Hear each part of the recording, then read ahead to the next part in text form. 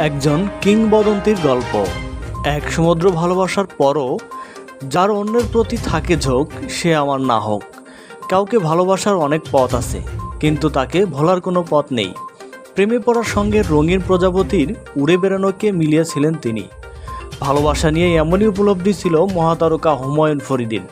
তার অনুভূতি ছিল এতটাই শাশ্বত যে তার বলে যাওয়া উক্তিগুলো এখনও অমর হয়ে আছে মানুষের মুখে। তার অভিনয় জীবনভর তাকে কিংবদন্তি অভিনেতায় পরিণত করেছে। রক্তে মিশেছিল অভিনয়। নাট্য জগতের সবাই বুঝেছিল এক ধূমকেতুর পা পড়েছে এই অঙ্গনে। একদিন নিশ্চয় পুরো ইন্ডাস্ট্রিকে শাসন করবে এই যুবক। করেছিলেনও তাই।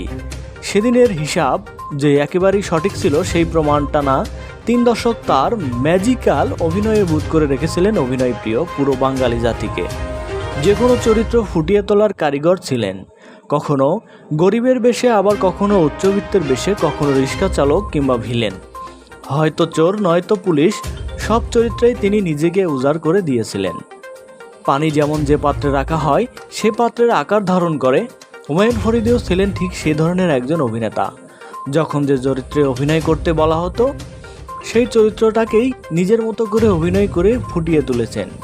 তাই তো আজও তার কাজগুলো এ যুগের তরুণ অভিনয় শিল্পীদের কাছে অনুকরণীয়। তার অভিনয় ছিল এমনই এক অনন্য জাদু যে সেই সাদা কালো টেলিভিশনের যুগ থেকে এখন পর্যন্ত সব দর্শক অপলক তাকিয়ে থাকে। একজন হুমায়ুন ফরিদী বারবার জন্মায় না। তার মতো শিল্পী জন্মাতে যুগ যুগ সময় লাগে, শতাধিক বছর লাগে। একজন প্রকৃত অভিনেতা মনে হয় তিনি, যিনি মঞ্চ, নাটক, সিনেমা সব জায়গাতেই দক্ষতার সাথে অভিনয় করতে পারেন আর মানুষের মন জয় করতে পারেন।